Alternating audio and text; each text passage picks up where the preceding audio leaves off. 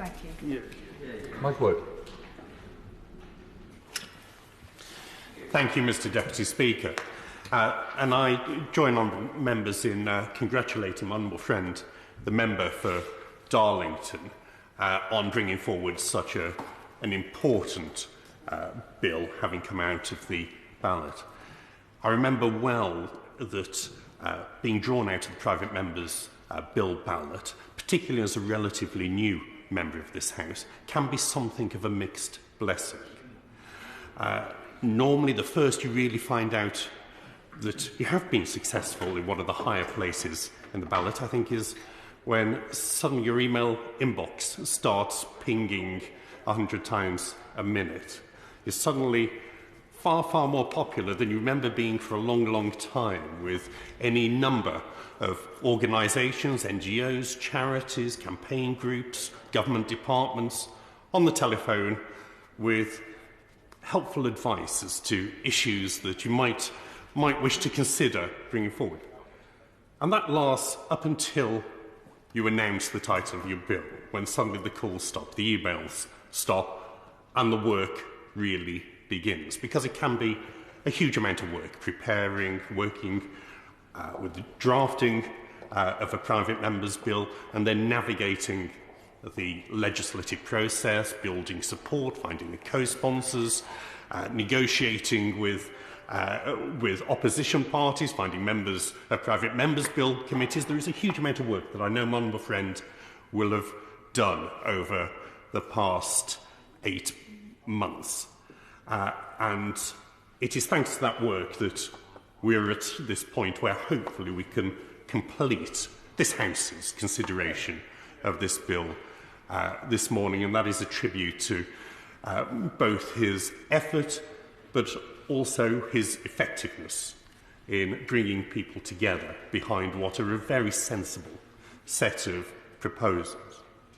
But my honourable friend was also typically generous to the honourable gentleman, the member for Cambridge, for all of the work that he had done on the predecessor bill to this one, which laid so much of the groundwork. And I think it was Isaac Newton who said that he was standing on the shoulders of giants. I don't know whether my honourable friend would put it in quite such terms, but I'm sure the sentiment applies. Of course. He's making an excellent speech, and I'm very grateful for his praise, which is making me blush. I made very similar references in committee stages to the people whose shoulders I was standing on. I think I described the honourable member for Cambridge as the father of the bill, and I described the right honourable member for South Holland and the Deepings as the grandfather of the bill. And he took some objection to that, as it seemed to imply his age. But I'm grateful to my honourable friend for his comments. I thank him for that intervention, and yes, perhaps it might have been more delicate to have suggested not perhaps the grandfather of the bill, perhaps something more of a favourite uncle, perhaps. I think that's how most of us think of our right honourable friend, who I know wishes that he could be here. The need for this bill is clear, I think, to anyone who gives the most cursory of thought to it. The taxi licensing regime, as has been said, it really goes back to a time when both taxis and private hire vehicles, they operated locally. They were very unlikely to move outside of their area. That is not the world we are in now. We're now in, as has been said, an age of app-based travel. In the 21st century, with Uber, with Get, with Captain, and who knows how many others that I'm not quite hip enough to yet be familiar with. It really is impossible to know where your taxi might have originated from. And of course, there are exceptions to this. I know that in Dudley there are a number of local operators, including one operated by one of my local councillors, who run extremely successfully on a local basis with local drivers, local registrations, and they're competing with the big ride hailing apps. But we do have to look at, obviously, the wider regulatory framework. Other honourable members have spoken about their own time on local authority licensing authorities. During my time as a member of Dudley Council, I very successfully avoided being on the licensing committee through, I think it was a mixture of pleading and time availability.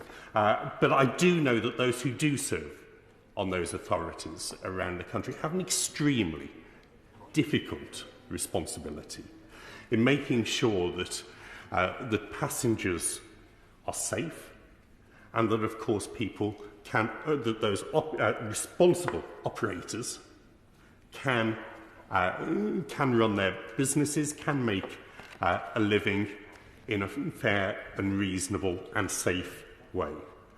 But, of course, the first priority does have to be passenger safety. Anyone who gets into a taxi or a private hire car must know that they are safe.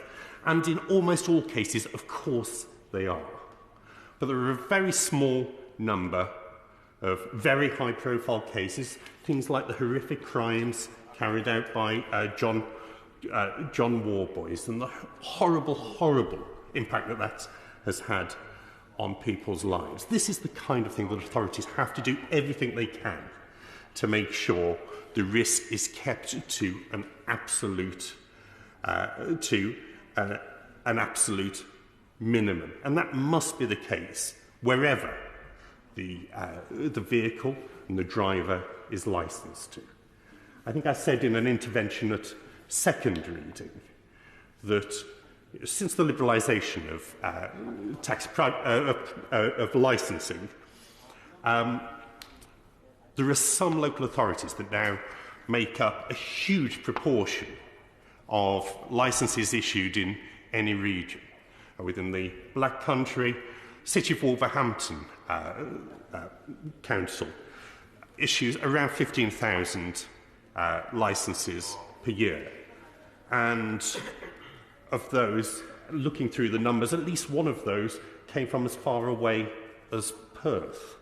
Now, I shudder to think what the fare would have been on that round trip to have gone back. But this is a taxi with a licence issued in Wolverhampton, presumably still operating in Perth. And I think this does bring back the issue as to why it's so important that once this bill is hopefully on the statute book and brought into force, we do need the devolved administrations, the devolved governments, to make sure that the flow of information that is provided for within my honourable friend's bill is reciprocated, that flow of information does go both ways, so that not only can Scottish, Welsh, Northern Irish licensing authorities be able to see clearly any concerns, any offences, any that are recorded by an English authority,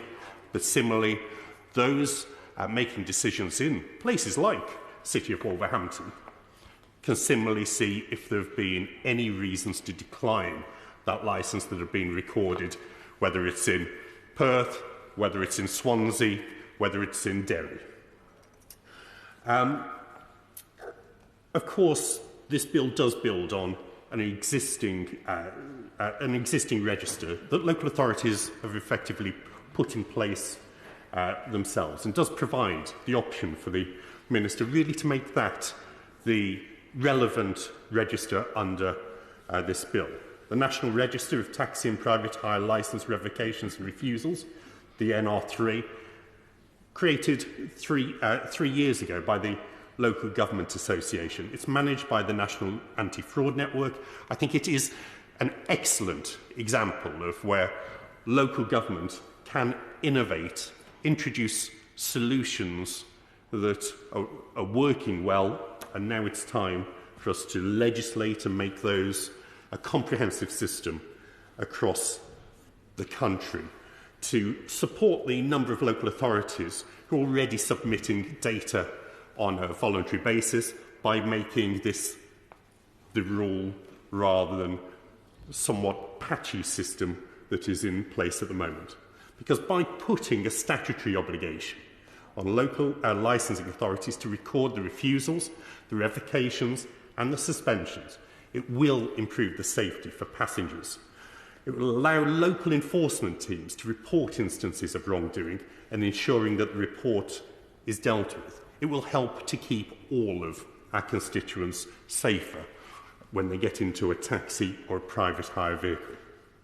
It also ensures that licensing bodies in local authorities are in possession of all of the facts before they issue a licence, wherever those facts may relate to, as they will be aware of previous refusals and suspensions.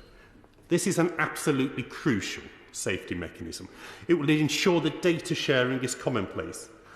By sharing data, all authorities are in possession of all of the facts. That must be the right way to handle licensing and approval of people who have the responsibility of transporting people about and who passengers put their trust in on a daily basis. They must know that every time they get into those vehicles, they are safe. That's important not only because, of course, they must be safe, but it's important that the confidence is there in the system of taxis and private hire vehicles if there is going to be a thriving and sustainable industry that so many people's livelihoods rely on.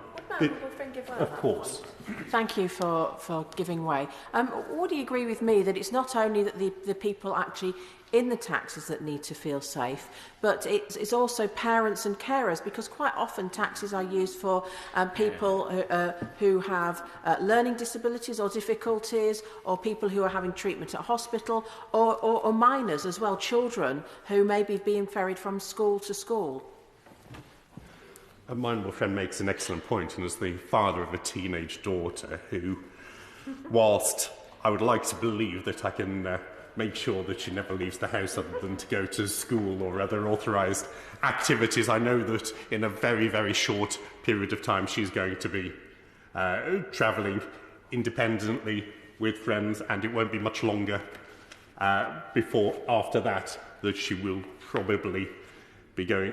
Despite her current aversion to the idea of anything alcoholic, it is just possible that as she gets older, she may decide that the nightlife of Dudley, the Black Country and the wider West Midlands has a little bit too much to resist. And as a parent, and of course as any of us would, we want to know that our family, our friends, if they do need those taxis home, that they are absolutely safe. My honourable friend's bill is an important measure in helping to deliver that, and that's why I look forward to supporting it today.